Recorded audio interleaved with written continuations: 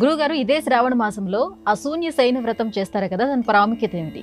అశూన్య శయన వ్రతం శ్రావణ మాసంలోనూ చేస్తారు. సరే, మిగతా నెలల్లో కూడా కొంతమంది పాటిస్తుంటారు. ప్రధానంగా శ్రావణ మాసంలో ఎక్కువ మంది చేస్తూ ఉంటారు అశూన్య శయన వ్రతము.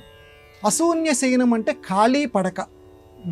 ఖాళీ పడక అంటే సాధారణంగా భార్యాభర్త అనేటువంటి వారు పడక మీద ఉండాలి.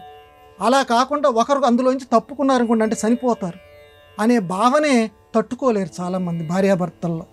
ఖాళీ ఏర్పడుతుంది. కాబట్టి అశూన్య శయనం, అటు భర్త లేకుండా భార్య, భార్య లేకుండా భర్త, అది తట్టుకోలేరు. కాబట్టి అటువంటి దుస్థితి మా ఇద్దరిలో ఎవరికి రాకూడదు అనేటువంటి భావనతోటి అమ్మవారిని ప్రార్థన చేస్తూ, అమ్మ మాకెంతైతే కాలం ఉందో అంత దీర్ఘకాలం మేమిద్దరం జీవించి ఉండేటట్లుగా, అశూన్యం ఒకరు లేకుండా ఇంకొకరు పడుకునేటట్లుగా ఆ మంచాన్ని అలా చేయకమ్మా అని చెప్పి ఒక చక్కటి మంచాన్ని తీసుకొని, ఆ అంటే పిచ్చి పిచ్చిగా చెక్కలతో ఉన్నటువంటిది కాదు, మంచిగా ఉన్నటువంటి మంచం మీద ఆ అమ్మవారి యొక్క విగ్రహాన్ని పెట్టి దానికి సంబంధించినటువంటి పూజా విధానం ఉంది. ఆ పూజా విధానం చేస్తూ అమ్మ సౌభాగ్యంగా మాకు ఉండేటట్లు చేయించే, ప్రధానంగా స్త్రీలు ఎక్కువగా ఆ అమ్మవారిని పూజ చేస్తారు. పూజ చేసిన తర్వాత ఒక సద్బ్రాహ్మణుడికి, ఇది సాధారణంగా ఈ శ్రావణ మాసంలో మొదలుపెట్టి వరుసగా 4 నెలల పాటు ఈ మంగళవారాల పూట, శుక్రవారాల పూట చేస్తూ తర్వాత సద్బ్రాహ్మణుడికి దానం చేయాలి.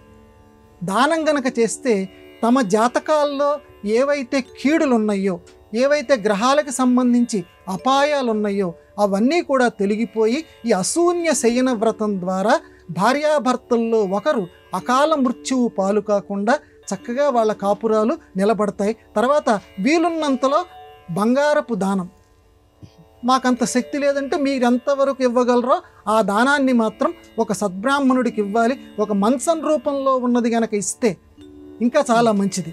అంటే అంత పెద్ద మంచం ఇవ్వలేమని అంటే ఒక చిన్న మంచం రూపంలో చిన్న బంగారపుదో లేకపోతే వెండిదో ఏదో చేయాలి, కానీ ఇనుపది మాత్రం ఇవ్వకూడదు.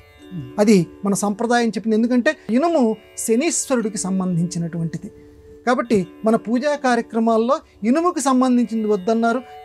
కనీసం బంగారం లేదా అంత ఓపిక లేకపోతే వెండి లేకపోతే ఇత్తడి అన్న ఇమ్మన్నారు. నాకు అంత ఓపిక కూడా లేదంటే ఒక మట్టితోటి చెయ్యి, మట్టితోటి చేసి దాన్ని దానం ఇచ్చానని చెప్పి ఎవరో ఒకరికి దానం గనక ఇస్తే నీకున్నటువంటి కీడులన్నీ కూడా తొలగిపోతాయని చెప్పారు. దీన్ని అశూన్య శయన వ్రతం ఈ శ్రావణ మాసంలో చాలా విశేషంగా చేస్తారు.